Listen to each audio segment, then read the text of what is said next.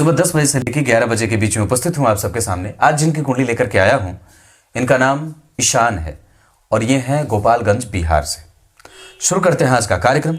कहीं नहीं जाना है, बिल्कुल बन के रहिएगा। अपने दिमाग में जो भी प्रश्न बनते हों ज्योतिष शास्त्र और कहीं से भी किसी भी क्षेत्र से, इस कार्यक्रम के कमेंट में अवश्य लिख दीजिए और वहां ये भी अवश्य लिखें रविवार का सवाल या रविवार का प्रश्न, ऐसा चाहे वो आपकी कुंडली से ही क्यों ना हो।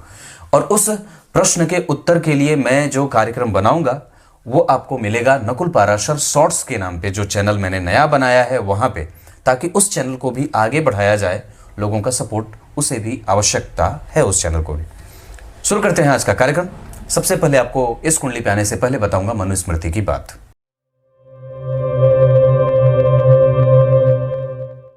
भगवान मनु ने मनुस्मृति में बड़ी अद्भुत बात कही है। अब ये ना कहना कि कोई ब्राह्मण के लिए मैं ऐसा कह रहा हूं, ऐसा बिल्कुल भी नहीं है। और आप लोग ऐसा बिल्कुल भी ना सोचिएगा कि मैं ब्राह्मण हूं इस वजह से ब्राह्मणों के बारे में ऐसी बात कह रहा हूं या फिर ऐसी बात कर रहा हूं। ऐसा बिल्कुल भी नहीं है। ये मैं अपने हृदय से यहां से, हाँ, मैं इस बात से खुश जरूर हूं कि मेरा जन्म एक श्रेष्ठ कान्य कुब्ज परिवार में बड़े ही अच्छे संस्कारों से संपन्न ब्राह्मण के कुल में हुआ है। और आपके प्रारब्ध का ये सर्वश्रेष्ठ फल है कि आपको कौन सा कुल गोत्र और कौन सी योनि मिली है। मतलब मनुष्य योनि मिला, ऊपर से भारत भूमि मिली, उसके बाद बिहार राज्य मिला, वाराणसी जैसे शहर से व्यक्ति पढ़ा लिखा, उसके बाद फिर ब्राह्मणेतर कर्म कर रहा है, ब्राह्मणों से युक्त होकर के बैठा रहा, ब्राह्मणों का आशीर्वाद मिला। और इसी तरीके से पूरी जो है वो पाठशाला बनी, गुरु का आशीर्वाद मिला, उनकी संगति मिली, और उसके बाद बड़े भाई बड़े जो लोग हैं उन सब का श्रेष्ठ आशीर्वाद मिला, श्रेष्ठतम आशीर्वाद मिला। और फिर उसके बाद अपना काम कर रहा हूँ। अपना काम मतलब किसी के साथ रह करके नहीं, किसी से प्रभावित होकर के नहीं, और किसी के दबाव में नहीं। ये ब्राह्मणों के लिए बड़ा ही अनुशासन का काम होता है। और सबसे अच्छी बात है कि ये वृत्ति बड़ी संतुलित है, जो आपको कभी भी किसी के प्रभाव में आने नहीं देती है। तो ब्राह्मणों का काम और ब्राह्मण ही करे, क्षत्रियों का काम और क्षत्रिय ही करे, वैश्य का काम और वैश्य ही करे, शूद्र का काम और शूद्र ही करे। सबके अधिकार सुरक्षित और सबके कर्तव्य पालन होते रहेंगे, ये बात है। आइए, मनुस्मृति में भगवान ने बात क्या कही है कि ब्राह्मण जो इस्तेमाल करता है, जो वो लेता है, ब्राह्मण को धर्मकोश का धर्माधिकारी कहा गया या धर्मकोश का संरक्षक कहा गया, क्योंकि वो उसकी सुरक्षा करता है, वो धर्म की सुरक्षा करता है और उसका ही पाठ लोगों को पढ़ाता है, उसके ही बारे में लोगों को बताता है, इसलिए उसे श्रेष्ठ कहा गया। पृथ्वी की जितनी संपत्ति है वो सब ब्राह्मण के हैं, ऐसी बात मनुस्मृति में लिखी है। पृथ्वी की जितनी संपत्ति है वो सब ब्राह्मणों की है, और वो सब जो अन्य वर्ण के लोग इस्तेमाल करते हैं, जैसे क्षत्रिय वैश्य और शूद्र, तो वो ब्राह्मणों की संपत्ति इस्तेमाल करते हैं। इसके अतिरिक्त अगर ब्राह्मण किसी के द्वारा, अब ध्यान से समझिए बात क्या है, अगर ब्राह्मण किसी के द्वारा दान लेता है, अगर ब्राह्मण किसी के द्वारा दान लेता है, तो इसका अर्थ ये नहीं है कि वो उसे अपने पास रख दे। अगर वो उसका संकुचन करता है और धर्मार्थ खर्च नहीं करता है, तब उसको भी दोष लगता है, असूया दोष लगता है। मतलब उसका आदान प्रदान, ब्राह्मणों के कृत्य में क्या बात कही थी मैंने कि उसे दान लेने का और दान देने का अधिकार क्षत्रियों को है, पर वस्तुतः ब्राह्मण दान लेता रहेगा, देगा नहीं, पर उसे बचा करके रखने से उसको दोष लगेगा। तो धर्मार्थ हमेशा ही ब्राह्मण उस धन को खर्च करे, धर्म की सुरक्षा के लिए खर्च करे, लोगों को जागृत करने के लिए खर्च करे, धर्म से संबंधित शिक्षा देने के लिए उस धन का खर्च करे। ऐसा है। वेदों की सुरक्षा, धर्म की सुरक्षा, शास्त्रों की सुरक्षा, संस्कारों की सुरक्षा, लोगों को शिक्षित करना, ये सब ब्राह्मण के कृत्य हैं।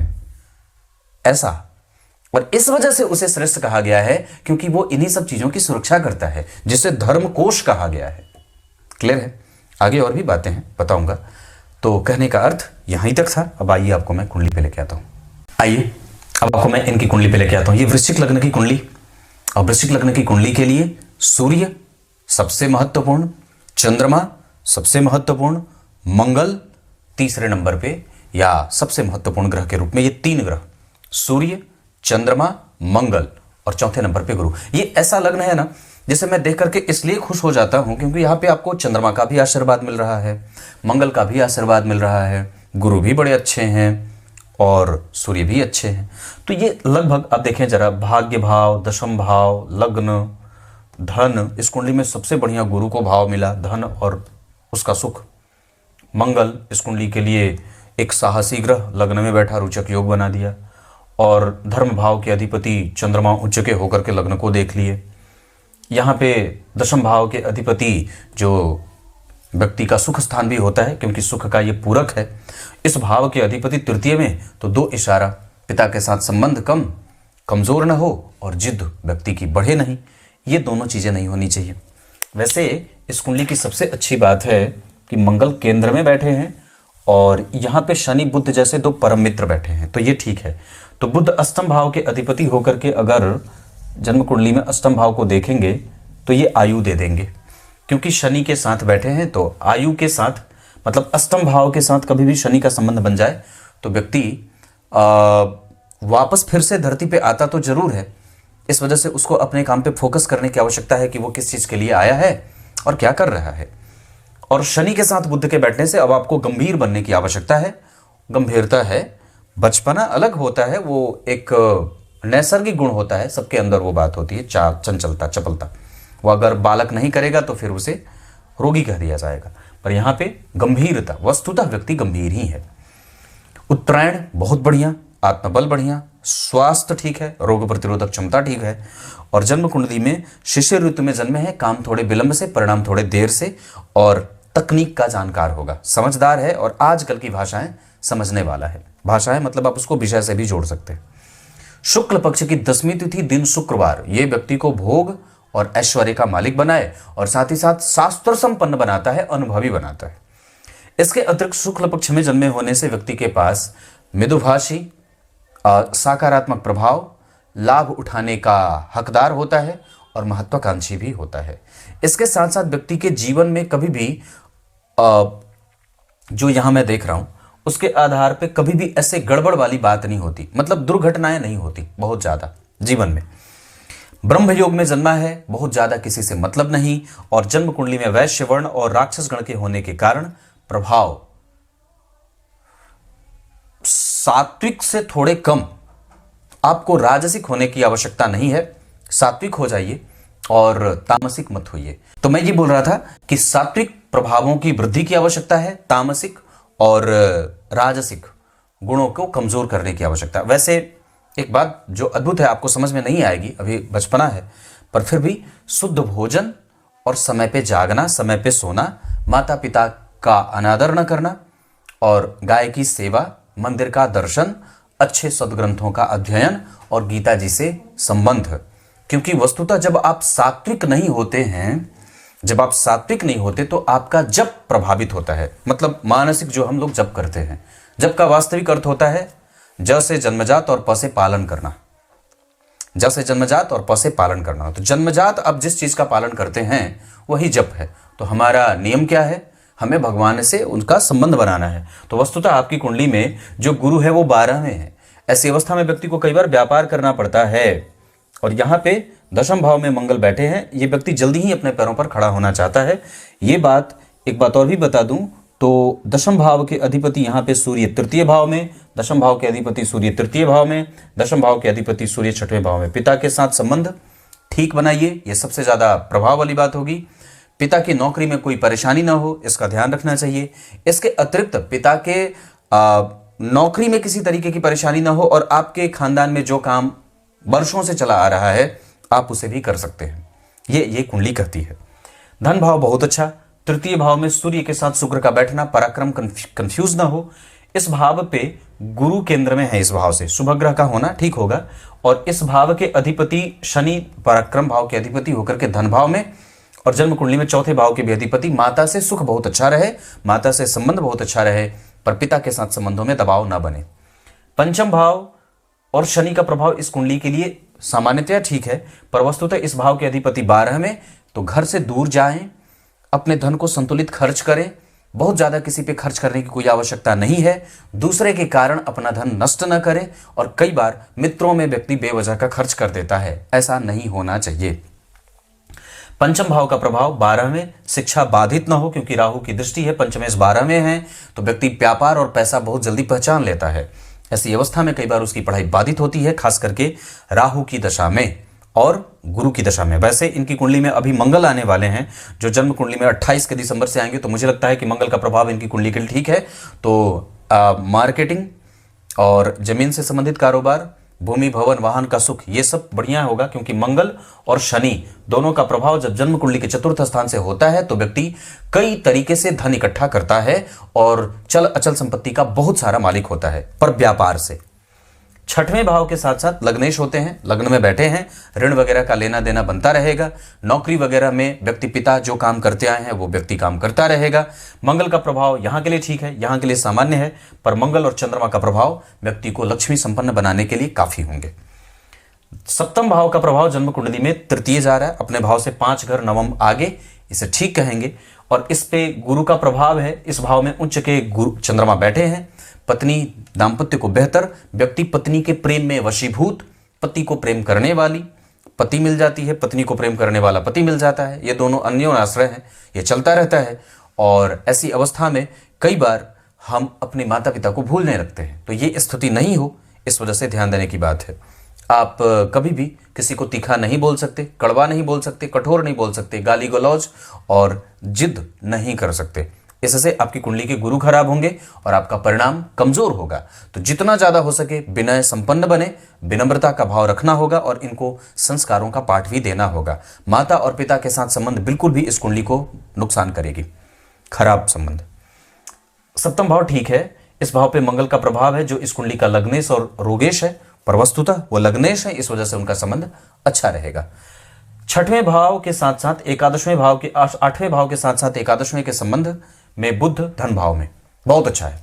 इस वजह से व्यक्ति को कई बार अचानक से धन प्राप्ति होती है, रोग से मुक्त होता है। पर शनि मंगल का प्रभाव और गुरु का भी है, इस भाव के ठीक आगे राहु, इस भाव के अधिपति इसको देख रहे हैं, गुरु का प्रभाव भी है, शनि का प्रभाव है, मंगल की दृष्टि है। अष्टम भाव पे जाने से बहुत सारे ग्रहों के प्रभाव से व्यक्ति का रिसर्च प्रभावित हो सकता है, उच्च शिक्षा प्रभावित हो सकती है, कई बार विदेश गमन करने में दिक्कत हो सकती है, बाहर आने जाने में भी समस्या हो सकती है। पर वस्तुतः एक बार में व्यक्ति सेटल ना हो तो दूसरे और तीसरी बार में हो जाता है। बाहर जाने का मन करे, आसानी से जा सकते हैं। धन कमाने का योग आपके जन्म स्थान से दूर, और कम से कम इस कुंडली में धन कमाने का योग दक्षिण पूर्व दिशा में ज्यादा दिखेगा। इसके अतिरिक्त आपकी कुंडली में पश्चिम दिशा भी बहुत अच्छी रहेगी धन कमाने के लिए। भाग्य भाव का प्रभाव थोड़ा कमजोर होगा, तटस्थ होंगे आधे परिणाम के साथ, लेकिन चंद्रमा केंद्र में है और कम से कम वो 8 डिग्री के बैठे हैं, तो बाल्यावस्था के पार करने वाले ग्रह हैं, इस वजह से वो परिणाम तो देंगे। और निसंदेह एक बात बता दूं तो यहां पे चंद्रमा बढ़िया बैठे, यहां भी वर्गोत्तम लग्न की कुंडली बनी है, ये कुंडली बहुत आगे जा सकती है और जाएगी। यहां पे भी 10 नंबर की 8 नंबर की कुंडली, इस वजह से मैं इस कुंडली पे भरोसा कर सकता हूं और पक्के तौर पे कर सकता हूं। दशमांश कुंडली में लग्न के अधिपति का लाभ में जाकर के पंचम भाव में शनि मंगल राहु केतु का प्रभाव है। साहसिक होगा, मेहनत करेगा, बल लगाएगा और जुझारू प्रवृत्ति से युक्त होकर के अपने पराक्रम के बल पे अपने समस्त विधाओं को प्राप्त करने वाला भी होगा। मंगल की दशा बहुत अच्छी जाएगी। सूर्य को बलवान बनाना है, मतलब नैतिकता जातक को देनी है। समय पे जागे, समय पे सोए, अनुशासित जीवन जिए, मांसाहार बिल्कुल ना खाए और जितना ज्यादा हो सके श्रेष्ठ मित्रों के साथ रहे। क्योंकि मंगल अगर लग्न में होते हैं तो कई बार व्यक्ति को जिद्दी, हठी, गुस्सैल और क्रोधी और अपने मन का करने वाला बना देते हैं, और कई बार व्यक्ति लाड प्यार में बिगड़ने लगता है। क्योंकि गुरु 12वें और सूर्य तीसरे, ये दोनों ही अच्छे नहीं हैं। इस वजह से इस कुंडली को अगर कसना होगा तो कस दीजिएगा। कैसे? थप्पड़ से। हमेशा आपको अभी 2018 के हैं, मतलब 5 साल, अभी आपके पास अगला 10 साल है, कूटो। हाँ, अगर बिगड़ा नहीं रहा है तब तो कूटने की आवश्यकता नहीं है, और अगर थोड़ा भी अल्टा पल्टा करे तो देने में देर ना करना, क्योंकि आजकल के बच्चों के बिगड़ने के खासे कारण ये भी हैं। सरकार ने आपको मना कर रखा है। अमेरिका में लोगों को मना कर दिया जाता है कि आप अपने बच्चे को पीट नहीं सकते, पर बहुत अच्छी बात है कि हमारे यहाँ सरकार अभी इस मामले में हस्तक्षेप नहीं कर रही है। तो जहां तक अधिकार है आप अपना उसका इस्तेमाल करिए, क्योंकि ये व्यक्ति वृश्चिक लग्न का है, तो बिच्छू की तरह ये कभी कभी डंक मारेगा। इस वजह से आरंभ से ही उस पर नकेल कसने की आवश्यकता होगी, क्योंकि गुरु 12वें हैं तो ज्ञान में और व्यापार में व्यक्ति आगे हो जाता है। ज्ञान होने के कारण कई बार उसको दंभ और घमंड भी आ जाता है। मंगल के बाद जो राहु की दशा आएगी उसमें व्यक्ति को प्रभावित होते, प्रकोपित होते, क्रोध और उष्णता की वृद्धि होते देख रहा हूं। एकादशवें भाव में बुध की राशि बनी है, धन भाव में बैठे हैं, अष्टम को देख रहे हैं, इस वजह से व्यक्ति धन खूब कमाएगा, इसमें तो कोई संदेह नहीं है, और यश कीर्ति के साथ कमाएगा। पर अपने मन का हो जाए, हठी हो जाए, क्रोधी हो जाए और कुछ भी अपने करने से पहले किसी से कोई सलाह ना ले, तो ये चीज ठीक नहीं होगा, क्योंकि ये कुंडली ऐसी बन सकती है। इस कुंडली में सूर्य जिस नक्षत्र में बैठे हैं और डिग्री के आधार पे बहुत अच्छे हैं, पराक्रमी है, पर भाई बहनों से संबंधों में कमजोरी ना हो, इसका ध्यान रखना होगा। लड़ाई झगड़ा बहुत ज्यादा नहीं होना चाहिए। चंद्रमा जन्म कुंडली में व्यवस्थित है, दाम्पत्य ठीक है, उसमें घबराने की कोई आवश्यकता कभी भी नहीं होगी। विवाह करना होगा तो वृषभ राशि, मकर राशि और मीन राशि के जातिकाओं से विवाह किया जा सकता है। दिशा जन्म कुंडली के आधार पर पश्चिम और उत्तर विवाह के लिए बहुत अच्छा रहेगा।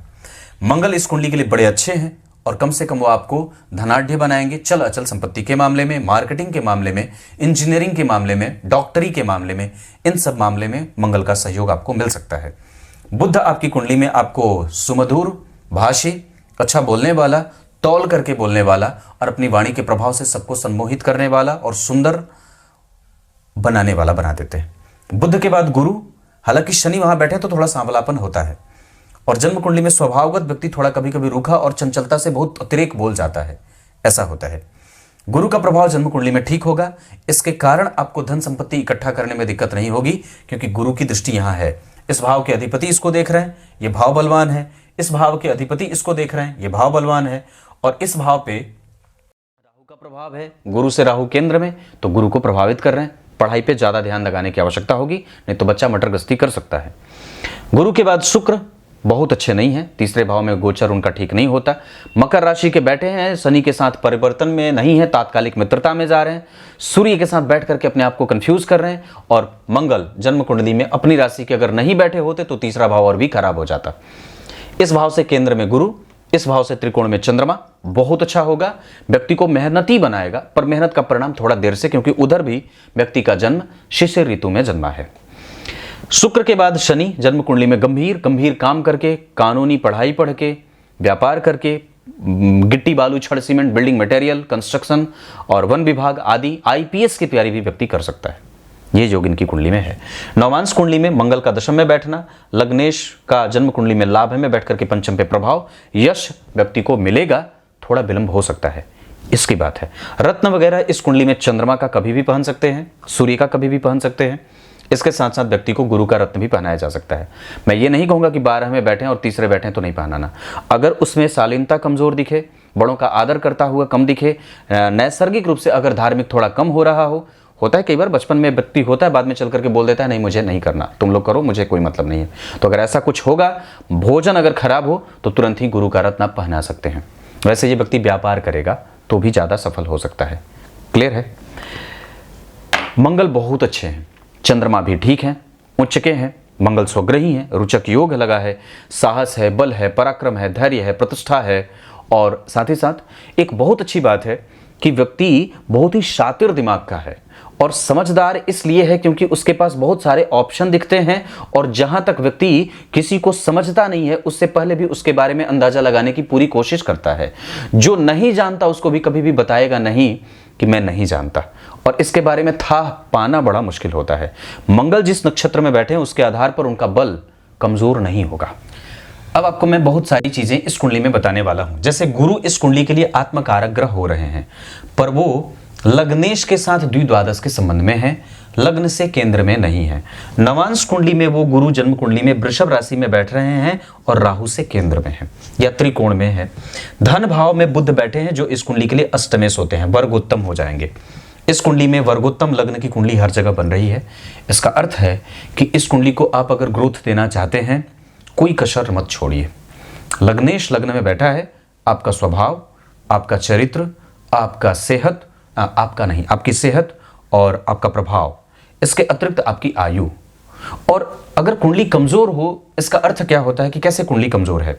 कुंडली कमजोर लग्नेश से और लग्न पे पड़ने वाले ग्रह की दृष्टि से। भाग्य भाव का अधिपति देख रहा है, क्या दिक्कत है? लग्नेश लग्न में बैठे हैं, इसका अर्थ है कि सारी चीजें व्यवस्थित हो रही हैं, पर गड़बड़ी कहां है? राहु की दृष्टि और शनि द्वितीय भाव में। इसका अर्थ होगा कि हमें हमारे परिणाम को अगर गलती से कभी भी देरी हो रही हो तो घबरा करके कोई भी निर्णय नहीं लेना है और न ही किसी गलत व्यक्ति के संपर्क में जाना है, क्योंकि गुरु वस्तुतः अच्छे ज्ञान के और तत्व ज्ञान को प्रदर्शित करने वाले ग्रह होते हैं। और जब कुंडली में वही ग्रह आत्मकारक हो रहा हो, इसका अर्थ है कि वो आपकी आत्मा है।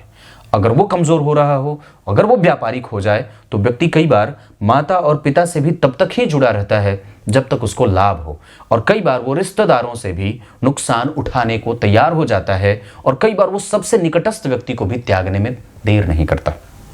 इस वजह से इस पे ध्यान देने की आवश्यकता होगी। गुरु का 12वें जाना ठीक नहीं होगा। इस कुंडली के लिए धर्म भाव के अधिपति उच्च के हैं, लग्न पे नीच की दृष्टि डाल रहे हैं, इस वजह से मन चंचलता को प्राप्त कर सकता है। लग्न के अधिपति की दृष्टि यहाँ के लिए ठीक है, यहाँ के लिए सामान्य है और यहाँ के लिए भी सामान्य ही है, हमें वहाँ पे भी ध्यान देने की आवश्यकता होगी। शनि का प्रभाव यहाँ के लिए ठीक, शनि का प्रभाव यहाँ के लिए ठीक और शनि का प्रभाव यहाँ के लिए। शनि की दृष्टि हर जगह अच्छी जा रही है क्योंकि वो हर जगह मित्र की दृष्टि डाल रहे हैं। शनि के ऊपर और धन भाव के अधिपति का 12वें जाना कई बार आपके व्यय को असंतुलित कर सकता है। वैसे आपको कभी भी झगड़ा करने की कोई आवश्यकता नहीं होनी चाहिए। अपनी गंभीर दृष्टि से अगर किसी को ताक देंगे तो वो जल के भस्म हो जाएगा। आपका ज्ञान आपके लिए काफी होगा, पर पंचम भाव के अधिपति 12वें हैं, अंक कम मिलेगा। तब तक के लिए बहुत बहुत नमस्कार।